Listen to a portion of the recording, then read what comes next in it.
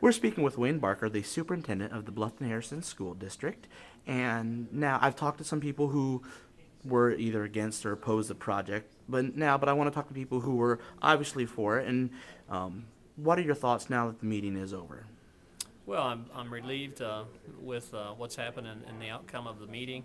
I'm very pleased with the turnout that we had. I think it was reflective of what we've kind of seen throughout the process, which was kind of an overwhelming support of the project. A lot of questions from people, still some questions, obviously, and still some people against, and I certainly respect their opinions.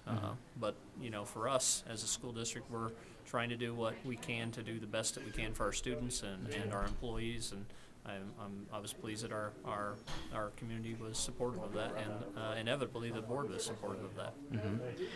Several people brought up tonight, and I realize this is a difficult question to answer within a few minutes, even on video, but talking about looking at alternatives and not necessarily, I hate to say piecemeal, but just looking at segments and whatnot.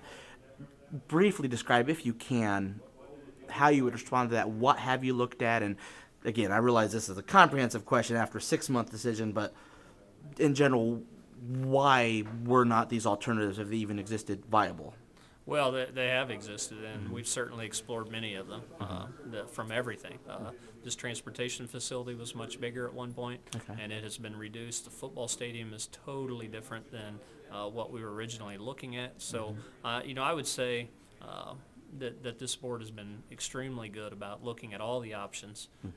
Tonight I heard some things that, you know, we heard maybe 5 months ago. And I'm not sure if they just weren't informed of the process that we've been through or not, but I would say that to be critical that the board has not explored options is very unfair and misinformed, because I think this board has looked at many options over the last 6 months. Right.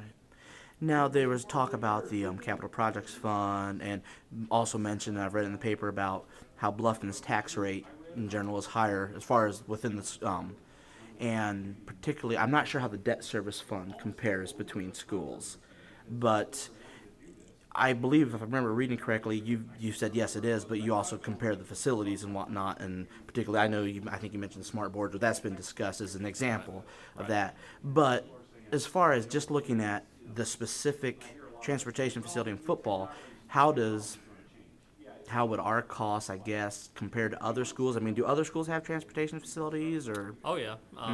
Southern Wells has a transportation facility, South Adams. I mean, the other school districts right around us have transportation facilities. Right. In regards to our debt rate being higher than Northern Wells or Southern Wells, I haven't looked at those numbers, but I was told by people that we have about a 5% debt rate to student ratio, and that Northern Wells, I think, was 3, and Southern Wells was 1. From what I hear from other superintendents, if you're below 7, you're really very conservative. I would say when you look at our debt rate, most of all of our debt is the high school. Right. When you see the debt fall off from the high school in 2021, we would have a lower debt rate than other school districts. You just really have to look. When you look at Northern Wells, you can see Lancaster Elementary there, and then you see some older buildings with Ossian and Norwell High School and Norwell Junior High, Norwell Middle School. So, you know, you kind of have to look at that and really, you know, put a value on it. You can't just say we have the highest debt rate and we shouldn't have a higher one. You have to put a value of that with the facilities, and I think our community has taken pride in the fact that we have great facilities. Our employees have certainly taken great pride in that, and as you heard tonight, many people, when they come here, they comment on the fact that we have great facilities. Right. We currently have 67 transfer-in students out of our total of 1,450 students, maybe. And I think they've come here for a reason.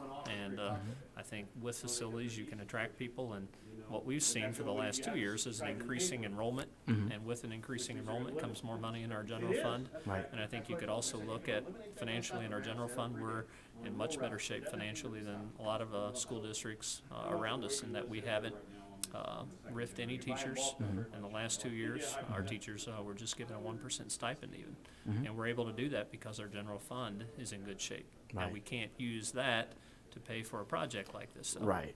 So we're kind of, you know, mixing a couple different conversations, but Certainly our debt rate is higher than other school districts, but I think our facilities warrant that. Right. Do you think in a way you could almost say the higher debt rate, maybe this is too speculative, helps abstractly supplement the general fund by appealing to more students and getting more students here? And then, like you said, bringing, obviously they're not officially connected, but if you get maybe kind of an investment, pay this much for a capital, but you get this much return in general. Certainly, it's hard to quantify that and Right. look at it, but it certainly happens. When people come here, that increases our general fund, and we've seen it happen over the last few years, where people are coming here for a variety of reasons, and it's not solely because we have good facilities, but a lot of things factor into what makes a good school, and facilities are certainly a part of that. All right. Quick clarification, Quench. You mentioned most of the debt service comes from the high school.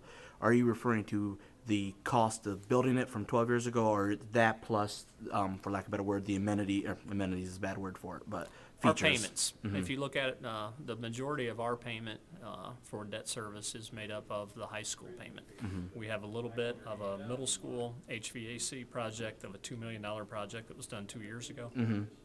We have an elementary common school fund loan that goes off in 2015 or 16. Okay. And that's where you see, if you look at our debt rate, you'll see it drop in about 4 or 5 years. Right. And that's when the elementary school fund loan goes off and the elementary school is paid for. Okay. And then you see the high school fall off in 2021. Right. But the majority of the debt we have in our district is the high school. Okay. And, you know, so to make those comparisons, you really have to look at what that debt is to kind of just, you can't just say we have a higher debt rate. I mean, that's true, but why? Yeah. And the answers to that are because we have good facilities.